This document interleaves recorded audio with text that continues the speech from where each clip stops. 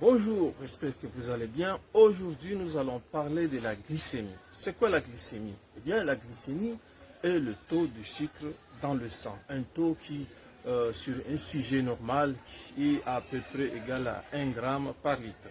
Bien, vous imaginez quand on consomme des oranges, par exemple, quelque temps après, ce taux dépasse la normale, puis retourne à son état initial, c'est-à-dire à 1 gramme par litre. Qu'est-ce qui se passe? Alors, il y a ce qu'on appelle la régulation de la glycémie. Dans le pancréas, vous avez des cellules qu'on appelle les îlots de Langerhans qui contiennent des cellules appelées alpha et des cellules appelées bêta. Les cellules bêta qui sécrètent l'hormone appelée l'insuline. Et c'est bien que cette insuline-là joue ce rôle de réguler le taux du sucre dans le sang. Qu'est-ce qui se passe exactement? Alors, comme je viens de vous le dire, l'hormone, l'insuline qui est sécrétée par le pancréas va se diriger jusqu'au niveau du foie et le foie va prendre le surplus du sucre et le stock sous forme de glucogène. Et si le foie est saturé, ce surplus encore est stocké au niveau des muscles, aussi au niveau des tissus adipeux. Alors, le contraire de cela, si le taux de sucre s'abaisse, alors les mêmes pancréas, les îlots, les cellules alpha sécrètent le glucagon, qui est aussi une hormone qui va directement dans le foie pour prendre le sucre qui est stocké sous forme de glycogène dans le foie pour le verser dans le sang.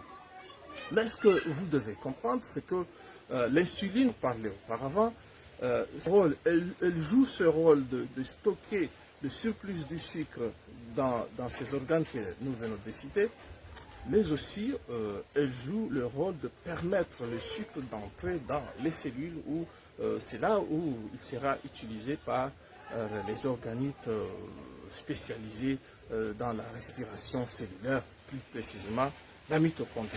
Et bien c'est comme ça que se régule la glycémie. Alors, on peut se poser la question, à quel moment on devient diabétique? C'est là où la grande question de gens se pose. Alors, il se trouve que de fois, cette insuline est bien sécrétée par le pancréas, mais n'arrive pas à être perçue par le foie, parce que pour que le foie fonctionne correctement, c'est-à-dire arrive à stocker ce sucre à son intérieur, il faudrait que des cellules réceptrices de cette insuline fonctionnent. Si ces cellules-là ne fonctionnent pas, eh bien que l'insuline traverse le sang, traverse mais percevoir l'insuline, donc il ne va pas jouer ce rôle de stockage. Alors, et en plus de cela, le sucre se trouve dans le sang, ne peut pas pénétrer dans les cellules.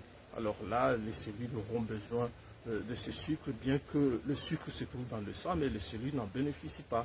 Ce qui fait que la personne commence à amaigrir. C'est ce qu'on appelle le diabète de type 2.